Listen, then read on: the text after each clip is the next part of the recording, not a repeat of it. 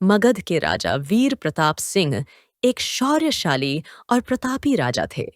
उनकी 3 पत्नियां थीं। राजा प्रताप सिंह को अपनी पत्नियां अत्यंत प्रिय थीं और उन्हें शिकार का भी बहुत शौक था। वे प्रतिदिन शिकार पर जाया करते थे। एक दिन राजा प्रताप सिंह शिकार के लिए जंगल की ओर निकल पड़े। उनके साथ 3 सैनिक भी थे। जंगल घना और रहस्यमय था। बहुत देर तक भटकने के बाद राजा को एक हिरण दिखाई देता है। जैसे ही वे हिरण पर निशाना साधते हैं, अचानक एक बाघ झाड़ियों से निकलकर उन पर हमला कर देता है। इससे पहले कि राजा कुछ समझ पाते, दूर से एक तीर आकर बाघ को लग जाता है और घायल होकर जमीन पर गिर जाता है। राजा और उनके सैनिक चौंक कर तीर आने की दिशा की ओर देखने लगते हैं। वहीं से एक युवती घोड़े पर सवार होकर तीव्र गति से आती है। वह घोड़े से उतरकर राजा के पास पहुंचती है। वह युवती माया थी। राजा मन ही मन सोचते हैं कि इस अनजान युवती ने आज उनकी जान बचा ली। वे उसकी साहसिकता से प्रभावित होते हैं और राजा आभार स्वरूप उसे इनाम देना चाहते हैं, लेकिन माया मुस्कुराकर किसी भी प्रकार के इनाम को स्वीकार करने से इनकार कर देती है।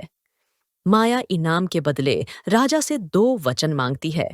राजा विचार करते हैं कि यदि मांगे गए वचन न्यायपूर्ण होंगे तो वे उन्हें अवश्य निभाएंगे। तब माया पहला वचन मांगती है। वह चाहती है कि राजा उससे विवाह करें। यह सुनकर राजा के भीतर एक द्वंद्व उत्पन्न होता है। वह सोचते हैं कि उन्हें अपनी तीनों पत्नियों से अत्यंत प्रेम है और माया न तो कोई राजकुमारी है, न ही वह रूपवती है। फिर भी अपने प्राण रक्षक के प्रति सम्मान और कर्तव्य भाव से वह यह वचन दे देते हैं। इसके बाद माया दूसरा वचन मांगती है कि उसका नाम माया है। इसके अतिरिक्त राजा कभी भी उससे उसके अतीत के बारे में कोई प्रश्न नहीं करेंगे।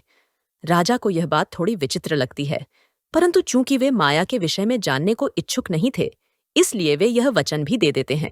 राजा माया से कहते हैं कि वे उसे कभी भी सच्चे अर्थों में अपनी पत्नी के रूप में स्वीकार नहीं कर पाएंगे, क्योंकि उनका हृदय पहले से ही अपनी तीनों पत्नियों के प्रति पूर्णतः समर्पित है।